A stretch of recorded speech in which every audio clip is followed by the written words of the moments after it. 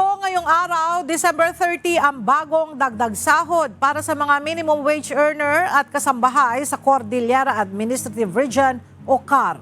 Sa ilalim ng bagong wage order, nadagdagan ng 35 pesos ang arawang sahod ng mga minimum wage earner, kaya mula sa dating 470 pesos ay magiging 505 pesos na ang kanilang daily wage. Saklaw nito ang mga minimum wage earners sa Baguio City, Abra, Apayao, Benguet, Ifugao, Kalinga at Mountain Province. Kasabay nito, ipinatupad din ang dagdag na 600 sa sahod ng mga domestic worker sa buong Cordillera. Dahil dito, ang buwanang minimum wage ng mga kasambahay sa rehiyon ay magiging 6,600 pesos na mula sa dating 6,000 pesos.